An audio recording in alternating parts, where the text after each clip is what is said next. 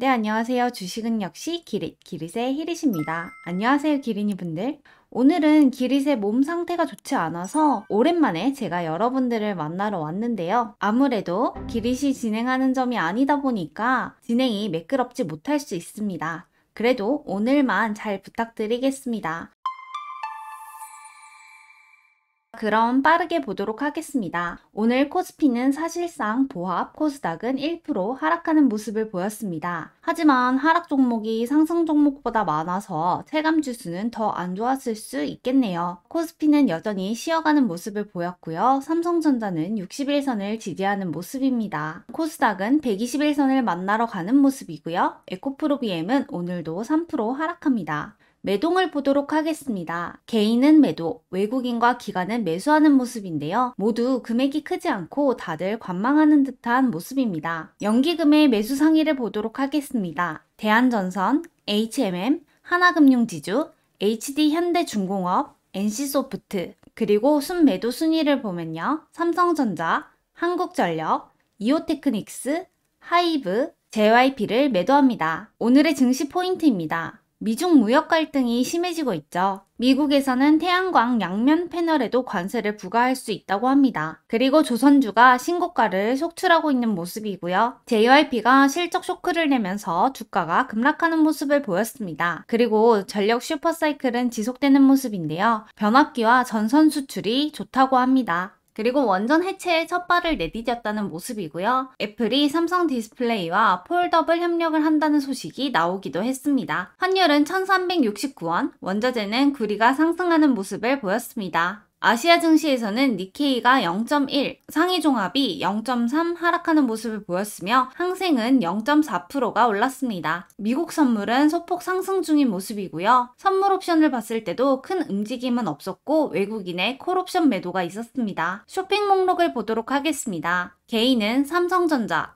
한국전력, JYP, 코스닥 레버리지, 하이브, 재룡전기, 원택, 에이징랜드, LG화학, 엔캠, 카카오를 매수했고요. SK하이닉스, 대한전선, 삼성중공업, 현대차, 코덱스 선물인버스, 한국조선해양, 현대중공업, HLB, 농심, 삼성 SDI, KB금융을 매도했습니다. 외국인은 SK하이닉스, 현대차, 대한전선, 삼성중공업, HLB, 기아, 실리콘투, HD한국조선해양, 네이버, 하나에어로스페이스를 매수했고요. JYP엔터, 삼성전자, 한국전력, HD현대마린솔루션, LG화학, 하이브, 셀트리온, APR, 재룡전기, 엔캠, 삼천당 제약을 매도했습니다. 기관은 SK하이닉스, HD현대마린솔루션, KB금융, HD현대중공업, 삼성 SDI, HMM, 대한전선, SK스퀘어, APR, 삼성중공업을 매수했고요. 삼성전자, 한국전력,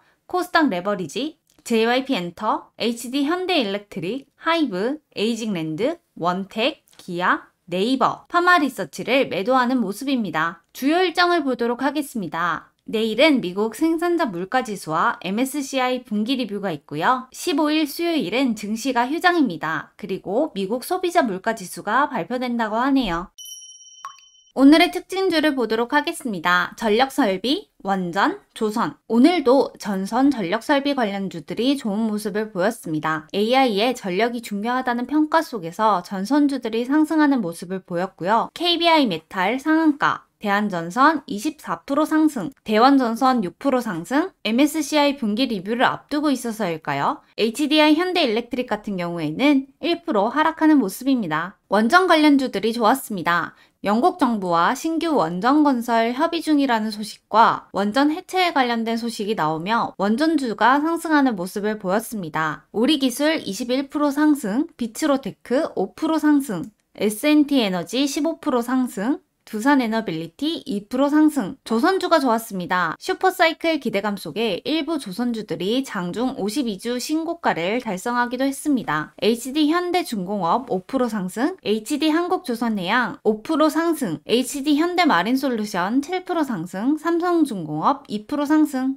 아이폰에 챗 GPT가 탑재된다는 기대감 속에서 AI 관련주도 관심을 받았습니다. 브리지텍 24% 상승, 플리토 8% 상승, SP소프트 7% 상승, 코난테크놀로지 6% 상승. 애플이 삼성 디스플레이와 폴더블 관련 협의를 했다는 소식에 폴더블 관련주들도 일부 상승하는 모습을 보였습니다. 파이nem텍 18% 상승, UTI 8% 상승. 로봇 관련주도 시장에 관심을 받았는데요. 삼성전자에서 로봇 사업 역량을 강화한다고 말했었죠. 그래서 레인보우 로보틱스 1% 상승, 에브리봇 9% 상승, 이렌시스 1% 상승, KPF가 5% 상승하는 모습이 나왔습니다. K푸드에 대한 글로벌 관심이 증가한다는 소식 속에 라면 수출도 증가하는 모습인데요. 그래서 식품 관련주들이 좋은 모습을 보였습니다. 농심 5% 상승, 삼양식품 1% 상승, 오뚜기 2% 상승, CJ제일제당 4% 상승했습니다. 화장품 관련주들도 계속 호실적을 발표하고 있죠. 이런 호실적 발표 속에서 상승하는 모습이 나타났습니다. 코스맥스 5% 상승, 실리콘투 1% 상승, 콜마홀딩스 14% 상승, 클리오 3% 상승.